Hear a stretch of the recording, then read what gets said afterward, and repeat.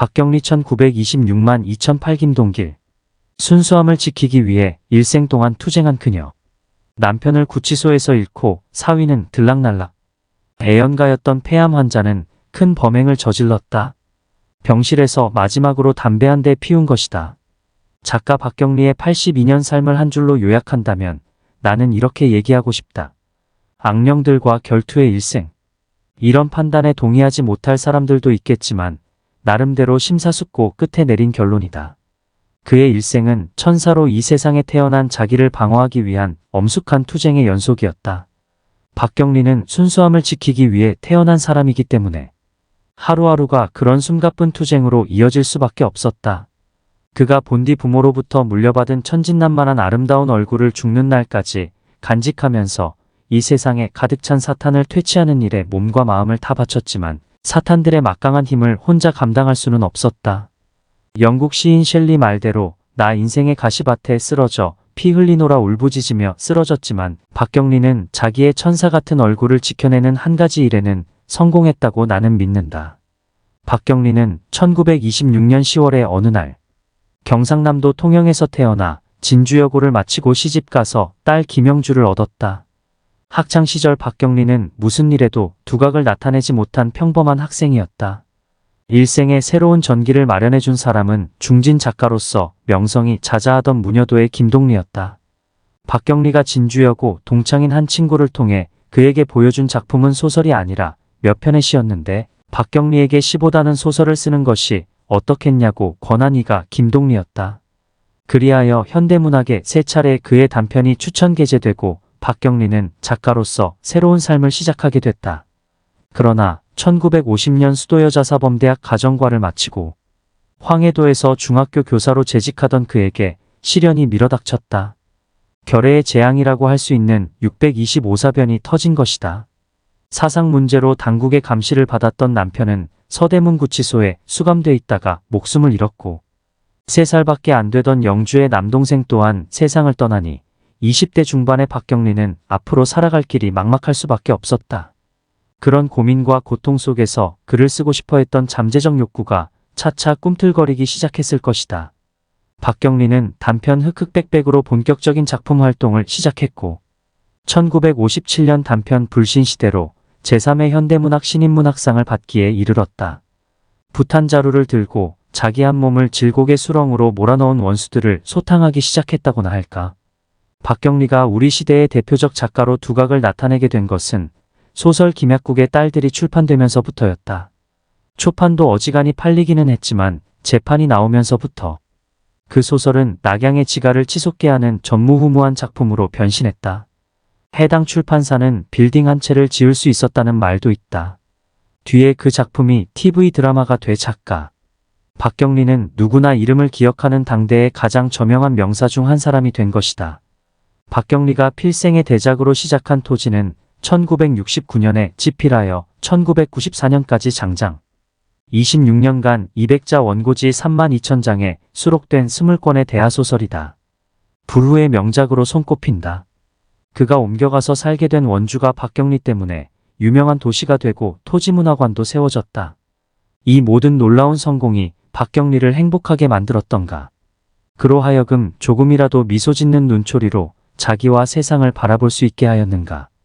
그는 조금도 행복해지지 못했다. 첫째는 자신의 건강 때문이었다. 젊어서 유방암 선고를 받았다. 다행히 재발하지 않았는데 오진이었던 것 같다고 생각했다. 예쁜 딸 영주가 시집을 가서 손자 원보가 태어난 것은 할머니에게 있어 더할 나위 없는 기쁜 일이었지만 원보의 아버지는 단란한 가정을 이루기에는 부적절한 인물이었다. 사흘이 멀다 하고 중앙정보부에 붙잡혀 가거나 또는 재판을 받고 감옥에 가거나 하였으니 설사 돈 걱정은 안 하는 신세가 됐어도 행복하게 잘 살 수는 없는 일이 아니었을까. 원주에 자리한 토지 작가의 자택을 한번 방문했을 때 그는 나에게 이렇게 말했다. 저는 몸에 어디가 쑤시고 아프지 않으면 안 돼요. 심지어 치통이라도 있어야 글이 써집니다. 우리 보통 사람들은 그 말을 듣고 깜짝 놀랄 수밖에. 박경리는 본디 애연가여서 담배를 피우지 않고는 아무 일도 할 수 없는 사람이었고 그 때문에 병을 얻어 사경을 헤맬 수밖에 없었던 것이다. 그가 입원하고 있던 큰 병원의 병실에서 이 폐암 환자는 누구도 용서할 수 없는 큰 범행을 하나 저질렀다. 자기 병실에서 마지막으로 담배 한 대를 피운 것이다. 이 세상 누구도 할 수 없는 짓을 박경리는 감히 한 것인데 나는 그 얘기를 들으면서 인간 박경리를 한층 더 깊이 이해할 수 있었다. 뜻과 내용은 판이한 것 같지만 예수가 자기 삶의 마지막에 너희가 세상에서는 환난을 당하나 담대하라. 내가 세상을 이기었노라고 하신 것을 나는 왜 되새겨보았을까? 박경리는 그 많은 악인과의 싸움에서 내가 승리한다고 한마디 선언하고 싶었던 것이 아닐까? 통영씨가 엄청난 노력을 기울여 통영의 딸을 통영으로 모셔다 묘역을 크게 조성한 사실을 박경리는 조금도 자랑스럽게 생각하지 않을 것이다. 이제야 박경리는 모든 원수의 온갖 만행을 다 용서하고 영원의 안식을 누리고 있을 것이다. 그의 일생은 승리한 일생이었다. 김지아 1941 처음 필명은 였는데 어느새 잔디밭과 강해로 변해 굳어져 정치인과 재벌 싸잡아 비난한 오적으로 유명세. 군사독재 끝나고 생명으로 다시 놀라게 한 탈속한 신성 같은 시인. 동아일보 주필을 지냈고 국사학의 일가견을 가졌던 천관우가 어느 날 나에게 이런 말을 한 적이 있다. 우리가 하는 일은 역사에 남을 만한 것이 없지만 김지아의 일은 역사에 남을 겁니다. 국사학계에 참신한 바람을 일으키기도 하던 천관우의 한마디였기 때문에 나는 지금도 그 말을 잊지 않고 기억하고 있다. 김지아가 한 일은 우리 역사에 남을 것이라고 나도 믿고 있다.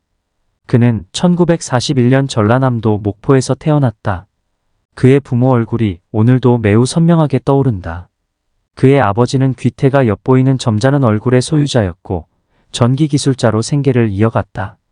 김지아와 나의 관계가 깊어짐에 따라 그의 어머니도 자주 만나게 됐는데 생활이 어려웠던 탓이겠지만 그의 어머니는 세파에 시달린 모습이었다. 그러나 그의 어머니는 뛰어난 남도 미인이었고 김지아의 젊었을 때의 모습은 그의 어머니를 닮았다고 나는 생각했다. 그의 어머니는 남도 미인답게 상냥하고 싹싹한 미소로 만나는 모든 사람에게 호감을 줬다. 김지아가 원주로 이사온 동기는 분명히 모르지만 그는 원주에서 중학교를 마치고 서울에 있는 중동고등학교를 졸업했다. 공부를 썩 잘하던 김지아는 서울대학교 물리대 미학과에 입학해 1966년에 졸업할 수 있었다.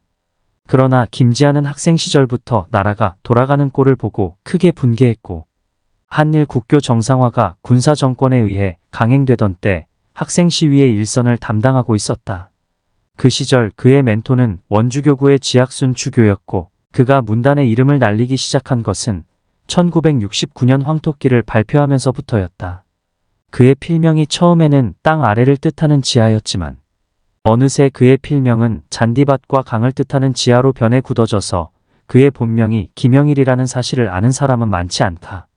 그는 이미 한일 국교 정상화 반대 시위에 가담했기 때문에 4개월이나 감옥 생활을 해야 했고 1970년 정치인과 재벌을 싸잡아 비난매도하는 시 오적을 발표했는데 그것이 반공법을 위반하였다 해 체포돼 그 시를 게재한 사상계의 대표.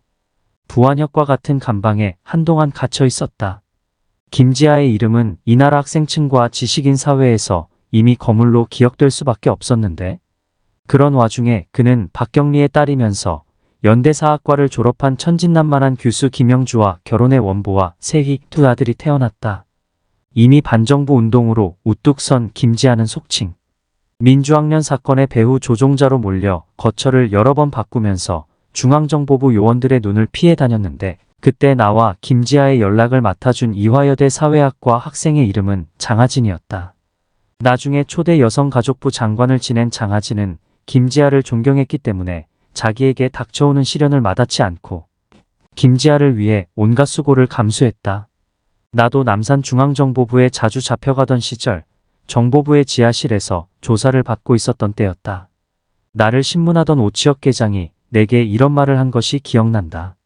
장하진이라는 학생 아시죠? 매우 무서운 젊은 여성입니다. 내 앞에서 새빨간 눈을 부릅뜨며 이 정권은 곧 망해야 해라고 소리를 버럭 지르는데 보통 여자가 아닙니다. 1970년대 뜻있는 젊은 학생들 사이에서 김지아의 위치와 영향력이 그 정도였다. 김지아는 천재적 소질을 여러 방면에 타고난 사람이다. 군사 정권의 간담을 서늘케 하던 그가 비어 또는 구리 이순신 등으로 한 시대를 휘어잡고 나갔는데 군사 독재의 시대는 끝나고 자유민주주의가 가능한 시대가 됐을 때 김지아는 그가 원했다면 장관 자리 하나는 차지할 수 있었을 것이다. 그러나 그는 오히려 생명이란 무엇인가라는 차원 높은 문제에 관심을 가지기 시작해 세상을 또 한 번 놀라게 했다. 언젠가 그는 자기가 살아온 길을 돌이켜보면서 한 인간으로서 절대 털어놓을 수 없는 이야기들을 다 털어놓았다. 양심선언이나 참회록도 그렇게 철저한 것이 어디 있겠는가. 그런 고민을 다 들어주면서도 그의 곁에서 그를 지켜준 원보의 어머니는 참 훌륭한 여성이라고 나는 생각한다. 그는 진보라는 개념이 무엇인지도 모르면서 진보라는 깃발을 들고 나와 친북이니 종북이니 하는 어쭙잖은 가치를 내세우는 작자들을 단연 멀리했다. 대한민국을 어지럽히는 인간들을 향한 그의 확고부동한 자세는 강남 일대에서 샴페인을 마시면서 무산자 혁명을 꿈꾸는 한심한 인간들과 달랐다. 젊어서부터 김지아는 건강이 썩 좋지 못한 젊은이였다. 그가 중앙정보부 감시하에 마산요양병원에 수용돼 있다가 풀려나 서울에 올 때 중앙정보부는 나를 지도교수로 정해 내가 마산까지 가서 함께 기차를 타고 서울로 오게 했다. 그는 어떤 의미에서 탈속한 신성 같은 시인이라고도 할 수 있다. 그가 나에게 그려준 난초는 대원군을 저리 가라 할 만큼 수준이 높았다. 나는 김지아와 내가 같은 시대를 살아오며 같은 생각을 하고 같은 고민을 하며 함께 존재해온 사실에 보람과 긍지를 느낀다. 천관우가 남긴 말을 되새겨본다. 김지아는 우리 역사에 틀림없이 남을 것이라는 그의 한마디를 장준하 1918만 1975 자유당 군사정권의 사상계 창간으로 맞섰던 불같은 성격의 호랑이 애수 어린 두 눈으로 가끔 말하곤 했다. 난 김 박사가 부러워 가족이 없으니 걱정거리가 없지 않소? 장준하는 돌베개라는 자서전의 저자다. 일제 말기 학도병에 끌려간 애국 청년이었던 그는 중국에 주둔하던 일본 군대에서 훈련을 받다가 탈영, 광복군이 주둔한 중경 충칭 땅을 찾아 먼 길을 떠났다. 제대로 먹지도 못하고 발바닥에는 온통 물집이 생겼지만 마침내 중경으로 피란가 있던 임시정부를 찾는 데 성공했다. 보통 인간으로서는 상상도 못할 고통스러운 나날을 보낸 뒤 마침내 뜻을 이룬 것이다. 장준하는 임정주석 김구와 함께 해방된 조국에 돌아왔다. 장준하는 1918년 평안북도 의주의 개신교 목사 아들로 태어나 고향에서 초등학교를 마치고 그의 아버지가 선천에 있는 신성중학교 교목이 되자 아버지를 따라 그 학교에 진학했다. 모든 기독교 계통 교육기관의 신사참배가 강요됐을 때 그의 아버지는 신사참배를 거부하고 교목직을 사퇴했다. 그런 집안 분위기 속에서 장준하는 성장했다. 그가 중학교를 졸업하고 평양에 있던 숭실전문학교에 입학하고자 했으나 숭실전문 또한 신사참배 거부로 폐교돼 정주의 한 소학교 교사로 부임해 3년 동안 그 학교에서 가르치기도 했다. 장준하는 일단 일본에 있는 동양대학에 진학해 예과를 마치고 일본 신학교에 입학했다. 해방을 1년 반쯤 앞두고 장준하는 학병으로 소집돼 중국 주둔 일본군 제65사단에 배속됐는데 그해 7월 중국 강소성장 수성 서주에서 탈영했다. 학병으로 입대할 때부터 장준하는 광복군에 가담하려는 뜻을 가지고 있었다. 그는 동지들과 함께 광복군이 있는 곳까지 걸어갔다. 일본군에게 발각될까봐 걸어서 광복군을 찾아간 것이다. 그 거리가 얼마나 됐을까? 그때부터 장준하는 정치 현장에 관심을 가지게 된 것 같다. 그러나 정부가 수립된 뒤 그가 두각을 나타낸 것은 사상계를 창간하면서부터였다. 사상계는 자유당의 장기 집권에 염증을 느끼고 있던 이 나라. 지식층에 용기를 심어주던 유일한 잡지로 매달 10만 부가 판매될 만큼 성장했다. 함석헌을 비롯해 안병욱 이극찬 등 인류 필진이 매달 그 잡지에 기고하며 한 시대를 떠들썩하게 만들었다. 사상계가 419의 도화선이 됐다는 평가도 있다. 박정희의 군사 쿠데타가 성공해 군사 정권이 들어선 뒤에는 그 정권과 맞서 정면으로 싸우는 언론은 오직 사상계 하나뿐이었다. 그 과정에서 사상계만 유명해진 것이 아니라 장준하도 전국적 인물이 됐다.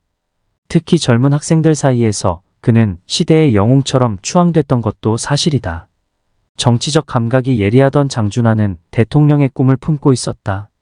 박정희가 마련한 새 헌법에 반대하기 위한 운동을 전국적으로 전개하는 가운데 천관 우계훈제법정 김동길 등과 함께 100만인 개헌 서명운동에 착수했다.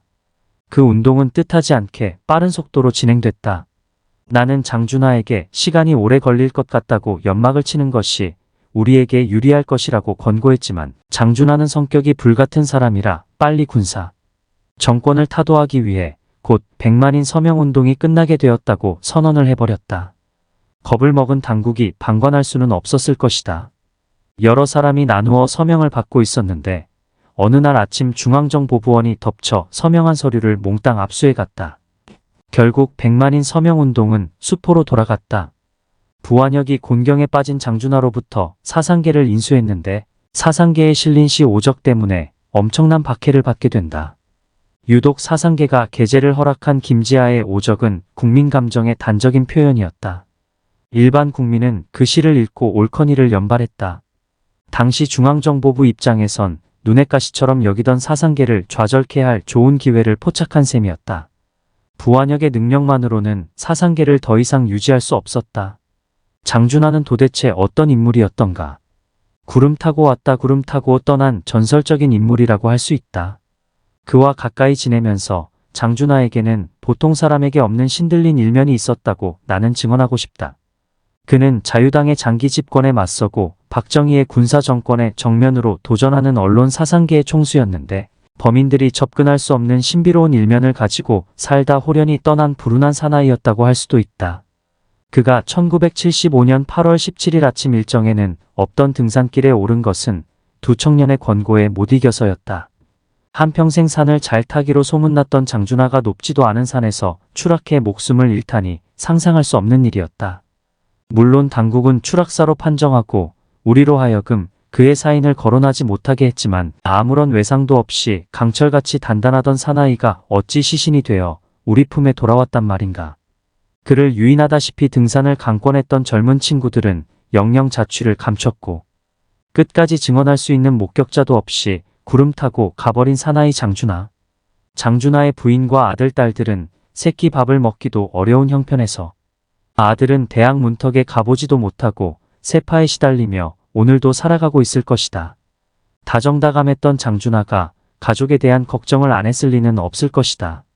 그는 가끔 나에게 이런 말을 했다. 나는 김 박사가 부러워. 가족이 없으니 걱정거리가 없지 않소? 호소하는 듯한 표정으로 나를 바라보던 그의 맑은 두 눈에는 애수가 서려 있었다. 40여 년이 지난 오늘도 그 표정을 생생하게 기억한다.